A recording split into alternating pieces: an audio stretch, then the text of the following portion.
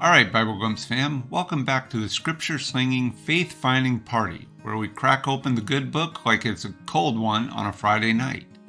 Tonight, we're diving into Genesis 41, the chapter where dreams get weirder than the Kardashian family portrait and Pharaoh's got more confusion than Kanye at a Taylor Swift concert. So buckle up, buttercups, because we're about to unpack some serious divine drama with enough plot twists to make M. Night Shyamalan jealous.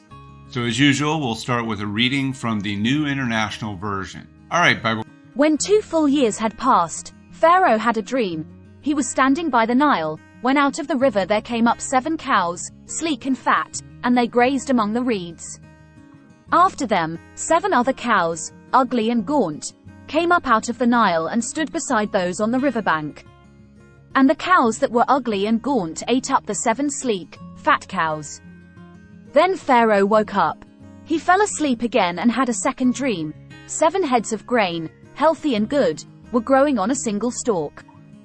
After them, 7 other heads of grain sprouted, thin and scorched by the east wind. The thin heads of grain swallowed up the 7 healthy, full heads. Then Pharaoh woke up. It had been a dream. In the morning his mind was troubled, so he sent for all the magicians and wise men of Egypt. Pharaoh told them his dreams, but no one could interpret them for him. Then the chief cupbearer said to Pharaoh, "Today I am reminded of my shortcomings." Pharaoh was once angry with his servants, and he imprisoned me and the chief baker in the house of the captain of the guard. Each of us had a dream the same night, and each dream had a meaning of its own. Now a young Hebrew was there with us, a servant of the captain of the guard. We told him our dreams, and he interpreted them for us, giving each man the interpretation of his dream. And things turned out exactly as he interpreted them to us. I was restored to my position, and the other man was impaled. So Pharaoh sent for Joseph, and he was quickly brought from the dungeon. When he had shaved and changed his clothes, he came before Pharaoh. Pharaoh said to Joseph, "I had a dream, and no one can interpret it. But I have heard it said of you that when you hear a dream you can interpret it." "I cannot do it," Joseph replied to Pharaoh, "but God will give Pharaoh the answer he desires." Then Pharaoh said to Joseph, "In my dream I was standing on the bank of the Nile, when out of the river there came up 7 cows, fat and sleek, and they grazed among the reeds. After them, 7 other cows came up, scrawny and very ugly and lean.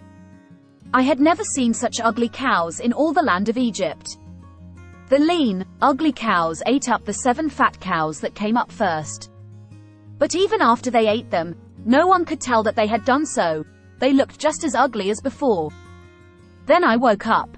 In my dream I saw 7 heads of grain, full and good, growing on a single stalk. After them, 7 other heads sprouted, withered and thin and scorched by the east wind.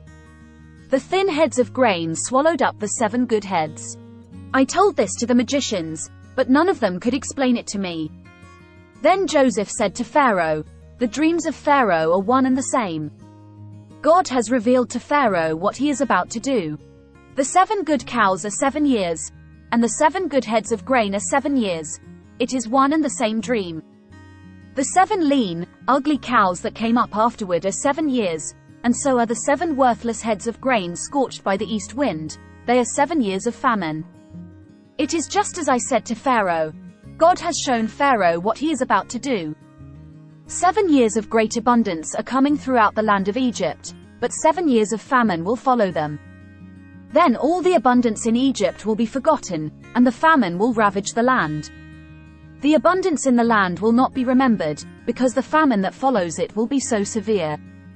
The reason the dream was given to Pharaoh in 2 forms is that the matter has been firmly decided by God, and God will do it soon.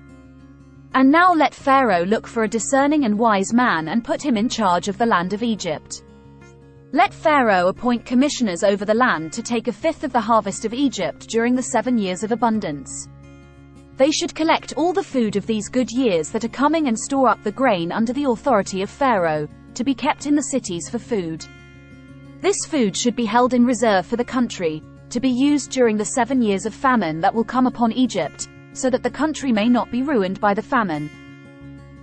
The plan seemed good to Pharaoh and to all his officials. So Pharaoh asked them, "Can we find anyone like this man, one in whom is the Spirit of God?" Then Pharaoh said to Joseph, "Since God has made all this known to you, there is no one so discerning and wise as you. You shall be in charge of my palace, and all my people are to submit to your orders. Only with respect to the throne will I be greater than you." So Pharaoh said to Joseph, "I hereby put you in charge of the whole land of Egypt." Then Pharaoh took his signet ring from his finger and put it on Joseph's finger. He dressed him in robes of fine linen and put a gold chain around his neck. He had him ride in a chariot as his second in command, and people shouted before him, "Make way." Thus he put him in charge of the whole land of Egypt. Then Pharaoh said to Joseph, "I am Pharaoh, but without your word no one will lift hand or foot in all Egypt." Pharaoh gave Joseph the name Zaphenath-Paneah and gave him Asenath, daughter of Potiphar, priest of On, to be his wife. And Joseph went throughout the land of Egypt. Joseph was 30 years old when he entered the service of Pharaoh, king of Egypt. And Joseph went out from Pharaoh's presence and traveled throughout Egypt. During the 7 years of abundance the land produced plentifully. Joseph collected all the food produced in those 7 years of abundance in Egypt and stored it in the cities. In each city he put the food grown in the fields surrounding it. Joseph stored up huge quantities of grain, like the sand of the sea. It was so much that he stopped keeping records because it was beyond measure. Before the years of famine came, 2 sons were born to Joseph by Asenath, daughter of Potiphar, priest of On. Joseph named his firstborn Manasseh and said, "It is because God has made me forget all my trouble and all my father's household." The second son he named Ephraim and said, "It is because God has made me fruitful in the land of my suffering."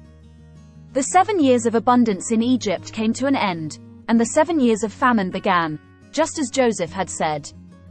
There was famine in all the other lands, but in the whole land of Egypt there was food. When all Egypt began to feel the famine, the people cried to Pharaoh for food. Then Pharaoh told all the Egyptians, "Go to Joseph and do what he tells you."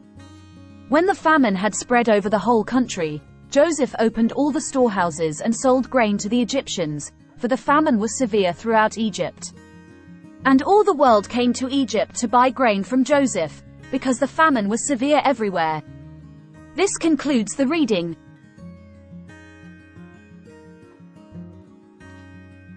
So picture this. Pharaoh's tossing and turning like a toddler denied a lollipop.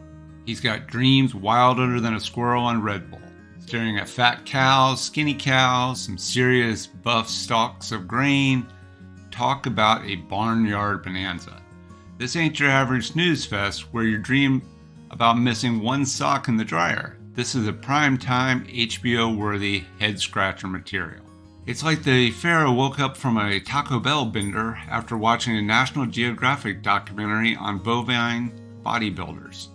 He's got more questions than a conspiracy theorist at a flat earth convention. Meanwhile, his advisors are about as useful as a screen door on a submarine, just mumbling and shuffling their sandals like extras in a bad Roman toga party. And enter Joseph, the fresh-faced dream decoder with a rap sheet longer than a Kardashian Christmas list. He ain't no run-of-the-mill cookie, folks. This dude's got divine download, the hotline to the holy help desk.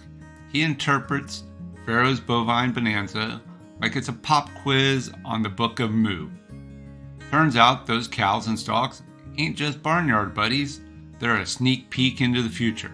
Cosmic forecast with more drama than a telenovel marathon. Joseph's basically like Nostradamus of the Nile, dropping truth poems hotter than the sun on a hairless sphinx. He's telling Pharaoh, yo, those fat cows, they're coming, years of plenty. We're talking a buffet so epic it'll make Marie Antoinette blush. But then bam, skinny cows roll in, bringing famine fiercer than a Kardashian shade throwdown. Talk about a mood swing, right? This is going from pool parties with Cleopatra to rationing locust snacks. Pharaoh's about to have a reality show called Keeping Up with the Divine Apocalypse. Now, this whole dream sequence ain't just about predicting the weather. It's a metaphor, a cosmic pep talk from the big guy upstairs. It's saying, hey, Pharaoh, life's a roller coaster. You gotta be prepared for the ups and downs, the feast and the famines. Stock up when things are getting good, because lean times are coming, and trust me, they'll make last year's locust plague look like a picnic.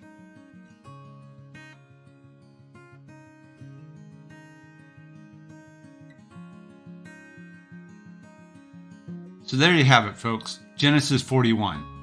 A divine drama with more twists than a pretzel, more foreshadowing than a J.J. Abrams movie, and enough humor to make even the most skeptical skeptic chuckle. Remember, fam, the good book's got more laughs than a stand-up comedian with a heavenly mic. So, like, subscribe, share this video with your crew, and let's keep exploring that wackiest, wildest, and most wonderful stories the Bible's got to offer. Peace out, BibleGlimpse fan. So there you have it, folks.